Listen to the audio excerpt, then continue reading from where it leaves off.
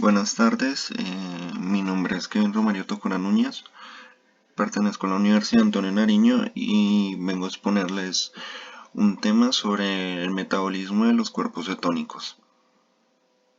En esta pequeña explicación que voy a hacer acerca de los metabolismos de los cuerpos cetónicos, daremos una pequeña introducción, cómo se forman los cuerpos cetónicos, la citosis, que es un diagnóstico médico originada por los cuerpos cetónicos, y la utilización de los cuerpos cetónicos. Empezaremos hablando sobre la introducción. En los seres vivos, este órgano en particular, que es el que origina estos cuerpos cetónicos, es el hígado, que tiene una capacidad enzimática algo peculiar, que posee la capacidad de desviar parte de la acetil-CoA, que pues punto aparte a esto, el acetil-CoA es una coenzima, que sería coenzima en un compuesto intermediario que es clave para el metabolismo. Entonces, el acetil-CoA es demasiado importante en el metabolismo, que viene procedente del piruvato o de la oxidación de los ácidos grasos que se generan en los periodos de formación excesiva. Cuando hay periodos de formación excesiva, se forman los cuerpos cetónicos, que en este caso estaremos hablando de tres en específicos: el acetacético, el B-hidroxibutírico y la acetona, en los cuales son transportados, estos mismos cuales son transportados por sangre, donde pueden ser oxidados, que se oxidan en el ciclo de Krebs. El acetil-CoA también se oxida en el ciclo de Krebs, por decirlo así. ¿Cómo se forman los cuerpos cetónicos? Por algún motivo, cuando el ciclo de Krebs no funciona a una velocidad suficiente, el acetil-CoA, que viene procedente de los ácidos grasos, tiende a acumularse, y en consecuencia esa respuesta se empieza a escasear la coenzima A libre, que es necesario para la B-oxidación. En este caso, en esta imagen particularmente, vemos que se produce la condensación de dos moléculas de acetil-CoA, dando vía a una coenzima A libre y a la formación de una acetil-CoA más una coenzima A libre, que en este caso sería necesario para la B-oxidación. O sea, ya estaríamos hablando del primer cuerpo cetónico que hablaremos en esta explicación, sería el acetil-CoA. Las siguientes dos sería el acetacético y el B-hidroxibutírico. Entonces, cuando hablamos también del acetil-CoA, y condensa una tercera molécula de ACE-CoA, que sería el ácido de la coenzima A, para generar un compuesto de 6 carbonos y una coenzima A libre. El compuesto de 6 carbonos se desdobla en ácido acetático libre y en una molécula de ácido de ACE-CoA. En el balance global que vemos en la primera imagen del ácido acetacético, vemos la condensación de dos moléculas de acetil-CoA para formar el ácido acético y o sea, las dos moléculas de acetil-CoA dan la formación para formar el ácido acetacético y la formación de dos coenzimas libres, que sería la forma, o sea, estaríamos hablando de del segundo cuerpo cetónico, sería el ácido acetacético. En tercera instancia estaremos hablando también por parte del ácido, estaríamos hablando de la tercera formación del tercer cuerpo cetónico, que estaremos hablando sobre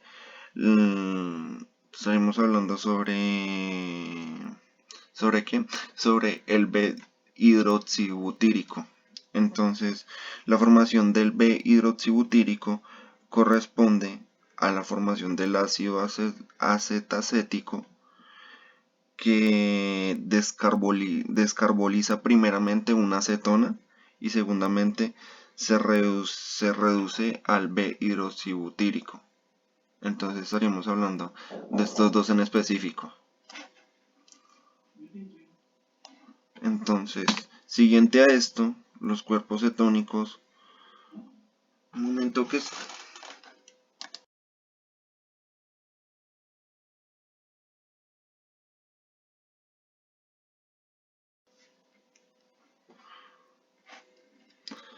Bueno, continuando de esto, los cuerpos cetónicos se sintetizan en exceso cuando no se degradan los azúcares en cantidad suficiente y hay un déficit energético que se compensa incrementando la bioxidación, que es un proceso catabólico. Aparte, o sea, estoy definiendo como tal la bioxidación, es un proceso catabólico de los ácidos grasos en el cual sufren una remisión mediante la oxidación de un par de átomos de carbono por cada ciclo de dicho proceso. O sea, por cada ciclo que se produzca en la bioxidación, en cada proceso de la bioxidación, se perderá un par de átomos. O sea, por un par de átomos de carbono. En estas condiciones se presentan de que no hay, o sea, en estas condiciones se presenta de que no hay suficiente oxalacetato, que el oxalacetato es un ácido, como tal es un ácido o se llama como tal ácido oxalacético, que es un importante intermediario en las múltiples rutas metabólicas. Por ejemplo, un ejemplo claro es del oxalacetato sería el ciclo de Krebs. Y en este caso no hay suficiente oxalacetato para iniciar el ciclo de Krebs con el acetil-CoA. En pantalla les estoy mostrando la estructura química del acetil-CoA. Bueno, ahora entramos un poco más a hablar sobre el diagnóstico de la cetosis, que es una enfermedad o un diagnóstico médico proveniente de los cuerpos cetónicos. Entonces, la cetosis es una de las causas o tiene como causa la acidosis metabólica o también la producción excesiva de ácidos.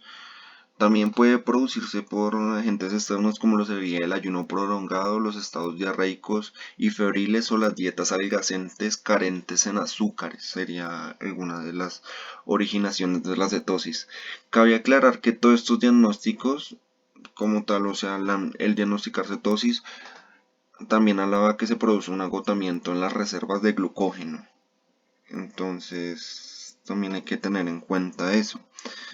En la mayoría de casos, ¿no? En la mayoría de casos se produce agotamiento de las reservas de glucógeno y en estos casos en específico también. La cetosis se diagnostica por presencia de cetónicos en la orina, o sea, de cuerpos cetónicos en la orina y en el aliento. En el aliento sería pues el olor a acetona y en la orina sería la reacción de Legal como tal. La acidosis resultante en la orina da un descenso en el pH a nivel sanguíneo y pues y también se origina pues por el agotamiento de los amortiguadores fisiológicos.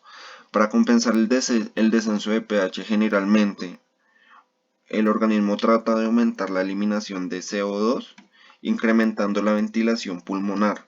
Esta es una consecuencia al tratamiento de la cetosis, que requiere neutralizar, por ejemplo, el exceso de ácidos y activar el ciclo de Krebs por fuerza mayor, por ejemplo, con citrato, con glucosa o con bicarbonato. Ya partiendo de este tema, estaremos entrando a la utilización de los cuerpos cetónicos.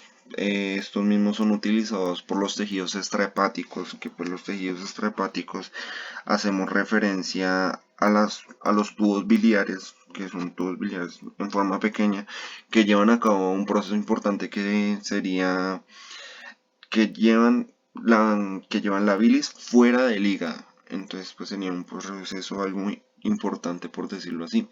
Y son especialmente importantes también en las vías de incorporación de cuerpos cetónicos al metabolismo lipídico, tanto en el tejido muscular como en el tejido cerebral. En este caso, pues el metabolismo lipídico en el tejido muscular, en el tejido cerebral, son importantes completamente gracias a los cuerpos cetónicos, serían una parte fundamental por decirlo de esa manera.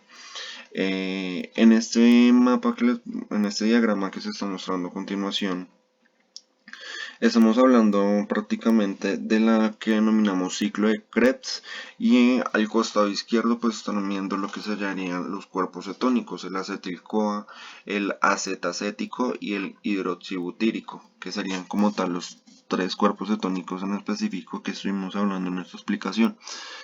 En este ciclo de Krebs pues vemos cómo se forman como tal los cuerpos cetónicos a dar espacio a un CoA2, que ese CoA2 pues hace la creación de una CoA, combustible del ciclo de Krebs, que produce el citrato. Del citrato se produce el CO2, que ya lo dijimos en la explicación, y pues se ven, en este caso particularmente se ven dos enzimas implicadas, que serían la transferasa y la tiolasa. Y pues el siguiente a esto sería sucoados, y luego formaría como tal lo que denominaríamos la glucosa. En específico estaremos hablando del ciclo de Krebs, que pues para verlo un poco más a fondo deberíamos también de entrar en contexto con la fosforilación oxidativa, pero pues ya eso será para otra explicación aparte. Eso sería todo y pues muchísimas gracias.